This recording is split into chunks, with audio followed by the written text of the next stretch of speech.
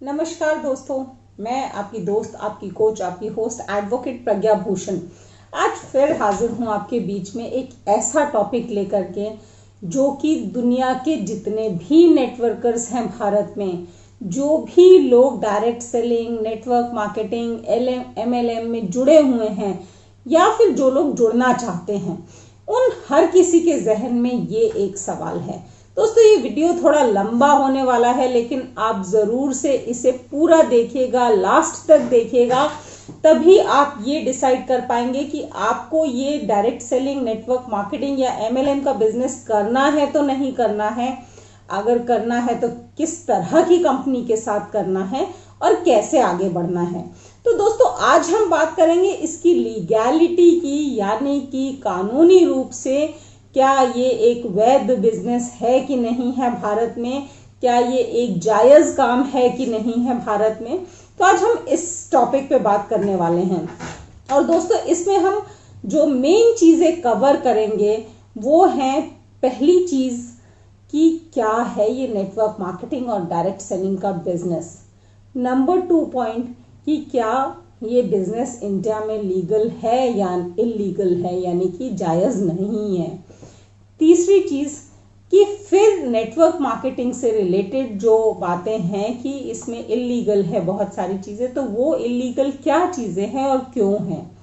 और आखिरी चीज कि आप डिफरेंस कैसे पहचानेंगे एक लीगल जायज अच्छी कंपनी में और इलीगल नाजायज और फ्रॉडस्टर कंपनी में। तो दोस्तों, हम आज ये चारों टॉपिक कवर करने वाले हैं। अगर आप मेरे चैनल पे फर्स्ट टाइम आए हैं तो इसे वीडियो को अभी से लाइक कर दीजिए, क्योंकि एंड तक आते आते आप भूल जाएंगे, आप खो जाएंगे इस वीडियो में। और इस चैनल को सब्सक्राइब करना बिल्कुल भी मत भूलिएगा, चैनल को जरूर सब्सक्राइब कर दीजिएगा। तो दोस्तों, पहली चीज कि ये नेटवर्क मार्केटिंग का बिजनेस है क्या। तो 2015 में दोस्तों फिक्की ने एक बहुत ही डिटेल्ड रिपोर्ट तैयार की थी नेटवर्क मार्केटिंग के बिजनेस को लेकर के इंडिया में। और इस बिजनेस के अकॉर्डिंग 2015 में ही 7,500 करोड़ का बिजनेस था ये भारत में, और अब उससे भी कहीं ज्यादा दुगना तिगुना ऑलरेडी हो चुका है ये भारत में, यानी कि बहुत तेजी से बढ़ रहा है। इसमें होता क्या है, आप इसे नेटवर्क मार्केटिंग कहें या फिर डायरेक्ट सेलिंग कहें या फिर रेफरल बिजनेस कहें या फिर मल्टी लेवल मार्केटिंग यानी कि MLM कहें, इसमें बेसिकली दोस्तों जो कंपनीज हैं वो अपने सामान की डिस्ट्रीब्यूशन और सेल के लिए उन आम लोगों पे डिपेंड करती हैं जो लोगों को कंपनी एम्प्लॉय नहीं करती है, सैलरी बेसिस पे नहीं रखती है, और उनको अपने प्रोडक्ट की सेल में से कमीशन देती है, जिसकी वजह से वो भारी तादाद में लोगों से अनसैलरीड होने के बाद भी काम करवा पाती है और उसमें से अपना रेवेन्यू जुटा पाती है। ऐसे में क्या होता है दोस्तों कि लाखों की तादाद में कंपनी को सेल्स पर्सन मिल जाते हैं, जो कि कंपनी के सेल्स पर्सन भी होते हैं और कंपनी के प्रोस्पेक्टिव बायर्स भी होते हैं। दूसरी चीज दोस्तों, ऐसे में कंपनी का जो सेल का रेशियो है, जो सेल की रफ्तार है, वो स्टेडी रहती है। उसकी सेल कभी भी ज्यादातर बहुत ड्रास्टिकली डाउन नहीं जाती है, क्योंकि उसके पास एक फिक्स्ड सेट ऑफ बायर्स होता है अपने डिस्ट्रीब्यूटर्स के रूप में, जिसकी वजह से कंपनी जो है वो अपना रेवेन्यू जनरेट कर पाती है, इकट्ठा कर पाती है बिना किसी को सैलरी दिए हुए। तीसरी चीज दोस्तों कि जो इस तरह की कंपनीज हैं वो बेसिकली जिस मॉडल पे काम करती हैं कि वो अपने बायर को ही डिस्ट्रीब्यूटर का भी दर्जा दे देती हैं, और उस डिस्ट्रीब्यूटर के थ्रू जो बाकी डिस्ट्रीब्यूटर जुड़े हुए होते हैं, वो लोग जो भी सेल करते हैं उस सेल का कुछ पोर्शन एज कमीशन वो अपने पुराने डिस्ट्रीब्यूटर्स को देती जाती है नए डिस्ट्रीब्यूटर्स के जुड़ने से। तो ये है मॉडल दोस्तों नेटवर्क मार्केटिंग का भारत में। अब हम बात करते हैं कि क्या ये बिजनेस जो है भारत में जायज है। तो दोस्तों 1995 से ये बिजनेस स्टार्ट हुआ इंडिया में। पहली कंपनी मोस्ट प्रोबेबली ऑरिफ्लेम थी, और उसके साथ साथ ही आसपास ही दूसरी कंपनी एमवे भारत में एंटर हुई थी इस बिजनेस को लेकर के। पर जैसे ही ये मॉडल स्टार्ट होता है तो इसके साथ साथ ही बहुत सारी फ्रॉडुलेंट कंपनी, स्कैम्स वाली कंपनी, स्कीम्स लेकर के आई हुई कंपनियां खड़ी होनी शुरू हो जाती हैं, जिसमें कि ज्यादातर यही हुआ कि शुरू के जो कुछ मुट्ठी भर लोग जुड़े उन्होंने अच्छा पैसा कमाया, लेकिन बाद में जो लोग जुड़ते गए उन्होंने सिर्फ अपना पैसा गंवाया, उनका पैसा बर्बाद हुआ। इस वजह से, क्योंकि इसमें जायज कंपनियां उतनी थी ही नहीं जितनी की स्कैम और फ्रॉडुलेंट कंपनीज घुसती चली गईं। तो दोस्तों, इस चीज को देखते हुए और इस बिजनेस के बड़े साइज को देखते हुए कि जिसमें बहुत सारा स्कोप है, बहुत बड़ी तादाद में लोगों को एम्प्लॉयमेंट प्रोवाइड करने का, भारत सरकार अल्टीमेटली गाइडलाइंस लेके आई 2016 में, जो कि कहलाती है गाइडलाइंस ऑन डायरेक्ट सेलिंग। 2016 में ये गाइडलाइंस आई, जहां से इस बिजनेस को स्ट्रीमलाइन करने की शुरुआत हो गई। यानी कि जो बिजनेस अभी तक एक तरह से अनऑर्गेनाइज्ड सेक्टर हुआ करता था भारत में, 2016 में वो ऑर्गेनाइज्ड सेक्टर की ओर अग्रसर हो गया और भारत सरकार उसके ऊपर एक प्रॉपर गाइडलाइन लेके आ गई, जिसके तहत ही इन कंपनियों को काम करना था और चलना था। और जो companies guidelines for direct selling 2016 के तहत काम करती रहीं, वो जायज कंपनी रहीं। इसके अलावा जो भारत में लॉ है जो कि दोस्तों गाइड करता है इस डायरेक्ट सेलिंग बिजनेस को, वो है price chit fund and money circulation scheme banning act 1978। यानी कि 1978 से इस तरह की फ्रॉड कंपनीज और स्कीम्स वाली कंपनीज, स्कैम्स वाली कंपनीज को बैन करने का तो लॉ था, कानून था भारत में, लेकिन इस तरह की कंपनीज को जायज ठहराने वाला, जो कंपनीज अच्छा काम कर रही हैं उनको जायज ठहराने वाला जो कानून है वो 2016 में ही आया भारत में।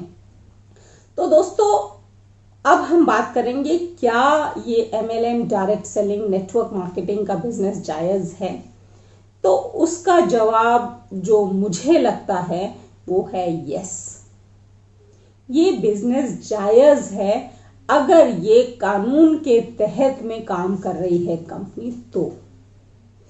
यानी कि आपकी ये जो कंपनी है अगर भारत सरकार से रजिस्टर्ड है, भारत सरकार को प्रॉपर टैक्सेस पे कर रही है, भारत सरकार की मिनिस्ट्री ऑफ कॉर्पोरेट अफेयर्स के साथ रजिस्टर्ड है, जो गाइडलाइंस ऑन डायरेक्ट सेलिंग 2016 है उसके सारे कंप्लायंसेस पूरे करती है, उसके सारे नॉर्म्स पूरे करती है और उसको ढंग से फॉलो करती है।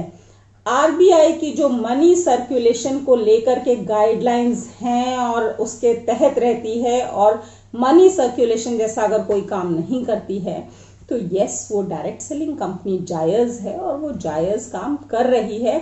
जिसके जायज होने पे क्या क्या क्राइटेरिया होना चाहिए उस पे भी थोड़ी रोशनी डालेंगे हम, बट पहले चलते हैं कि नाजायज क्या है, फिर इल्लीगल क्या है भारत में।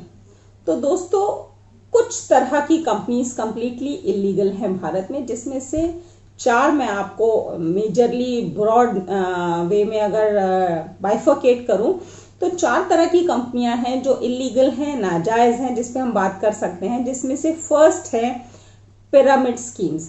यानी कि एक व्यक्ति जुड़ता है, वो अपने नीचे 4, 4 के नीचे 8, 8 के नीचे 16 लोगों को जोड़ता चला जाता है पैसे लेकर के, और वो उसे प्रॉमिस करता है कि ये पैसे के हाई रिटर्न्स हमें कंपनी देगी। तो ये जो पिरामिड स्कीम्स हैं ये इलीगल है इंडिया में। दूसरी चीज है दोस्तों मनी सर्कुलेशन स्कीम्स, जो कि section 2C of price chit funds and money circulation schemes banning act 1978 के तहत डिफाइंड है। और इस पर्टिकुलर एक्ट में बताया गया है कि सिर्फ पैसे को घुमाने की अगर बात हो रही है, यहाँ से आप पैसा उठाओ, यहाँ जोड़ते रहो और फिर कुछ टाइम बाद आप उसको कई गुना वापस लौटाने का प्रॉमिस करो, तो इस तरह की जो स्कीम है, यानी कि पैसे को घुमाते हुए रहना और उसमें कोई बेसिक बिजनेस हो ही ना, कोई जायज बिजनेस हो ही ना रहा हो उस पैसे से, तो ये जो स्कीम है ये कंप्लीटली बैंड है इंडिया में और इलीगल स्कीम है। तीसरी चीज आती है दोस्तों पॉन्जी स्कीम्स। पॉन्जी स्कीम्स भी कुछ मनी सर्कुलेशन स्कीम्स की तरह ही है। होता क्या है, जैसे कि किसी ने आपको प्रॉमिस किया कि वो आप एक फिक्स्ड सम वहां पे इन्वेस्ट करेंगे, और वो जो सम है या फिर आप वो जो फिक्स सम इन्वेस्ट कर रहे हैं उसके बदले में आपको बहुत हाई रिटर्न मिलेंगे कुछ टाइम के बाद में, अगर आप और लोगों को भी लेके आएंगे इसी तरह से। यानी कि एक एजेंट दूसरे एजेंट को रोप इन कर रहा है पैसे लाने के लिए, और ऐसे में क्या होगा कि जो अगले एजेंट्स आए उन्हीं के कैश फ्लो में से पिछले एजेंट को थोड़ा सा उसका हाई रिटर्न दे भी दिया गया और अगले एजेंट्स को रोप इन कर लिया गया। और इस तरह से जब ये बबल बहुत बड़ा होता चला जाता है तो सडनली उस बबल में एक पिन मारी जाती है, यानी कि कंपनी गायब हो जाती है हजारों लाखों इन्वेस्टर्स का पैसा लेकर के। तो दोस्तों ये जो पॉन्जी स्कीम्स हैं इनसे बचना चाहिए, जहां पे एक इन्वेस्टर को दूसरे इन्वेस्टर को रोप इन करने के लिए लाने के लिए ही पैसा मिलता है सिर्फ, वो स्कीम गलत है। यानी कि यहाँ पे भी कोई एक्चुअल बिजनेस हो ही नहीं रहा उस पैसे से, सिर्फ पैसे को घुमाया जा रहा है। लास्ट है दोस्तों चिट फंड्स, जो कि चिट फंड्स एक्ट 1982 में वेल डिफाइंड है। और चिट फंड्स को कहीं पे कुर्री कहा जाता है, कहीं पे चिट फंड कहा जाता है, कहीं पे चिट्टी कहा जाता है। अगर हम दिल्ली जैसे शहरों की बात करें तो एक स्कीम होती है जिसे हम कहते हैं कि कमेटी लगाना। ये भी कुछ कुछ उसी तरह की स्कीम होती है, जहां पे एक फिक्स्ड लोग होते हैं, फिक्स्ड नंबर ऑफ पीपल होते हैं, और वो हर महीने इंस्टॉलमेंट में एक फिक्स्ड अमाउंट देते हैं। जब जिस सब्सक्राइबर का नंबर आता है उस सब्सक्राइबर को लॉटरी के थ्रू या फिर टेंडर के थ्रू या फिर ऑक्शन के थ्रू एक प्राइज अमाउंट बड़ा सा मिलता है अपनी इस मंथली इंस्टॉलमेंट के पूरे अमाउंट के साथ। तो दोस्तों ये भी जो है ये एक इलीगल यानी कि नाजायज काम है भारत में। अब ये सब नाजायज है तो फिर जायज कैसे पता चलेगा कि जायज क्या है? मनी मतलब नेटवर्क मार्केटिंग में, डायरेक्ट सेलिंग में या MLM में, जहां पे अगेन चेन ही बनानी है, यहाँ पे भी चेन बनानी थी, वहां पे भी चेन बनानी है, तो फिर जायज क्या है और कैसे है?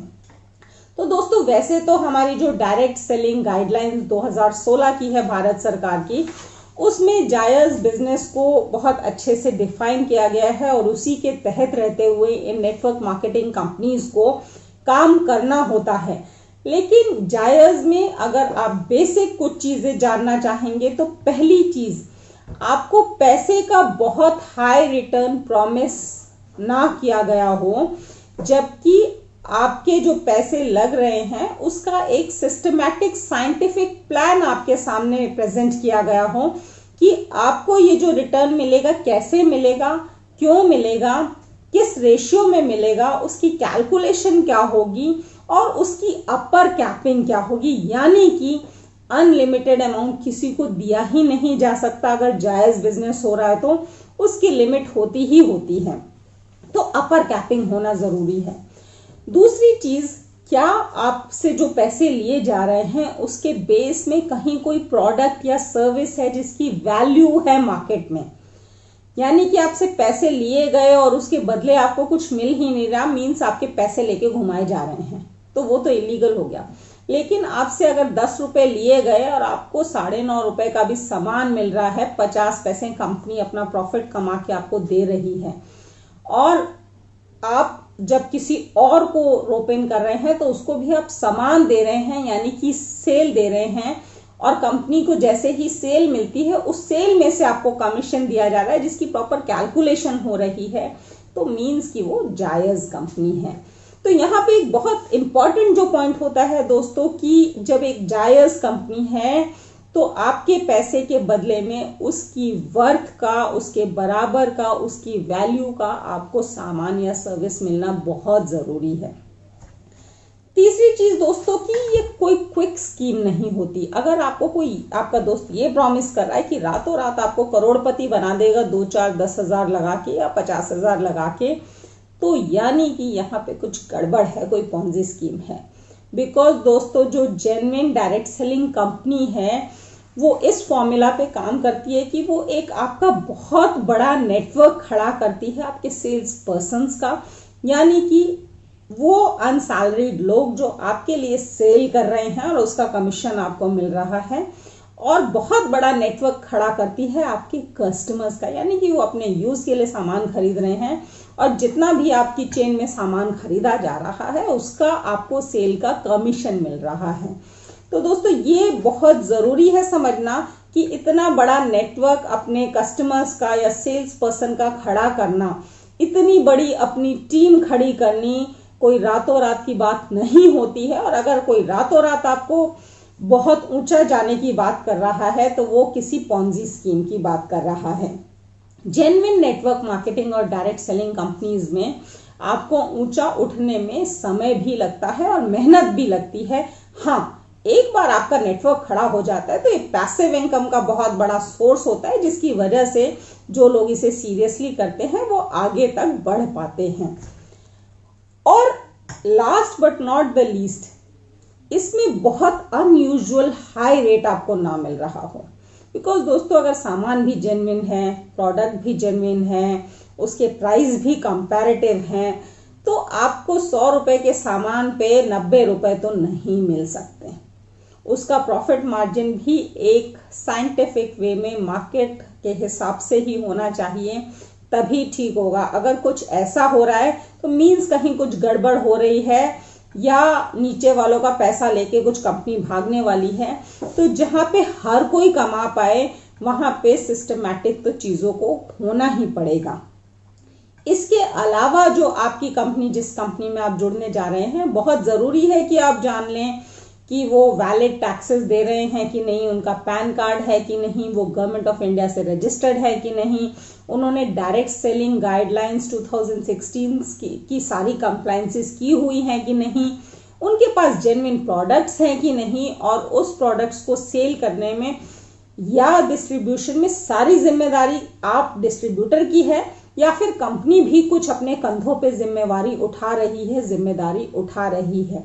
उसके लोकल ऑफिसेज होना बहुत ज़रूरी है। आप भारत में काम कर रहे हैं और ऑफिस कहीं अफ्रीकन कंट्री में है तो बहुत मुश्किल है कंपनी को बाद में पकड़ना या उसकी लायबिलिटी तय करना, क्योंकि आप कंपनी तक अप्रोच ही नहीं कर पाएंगे।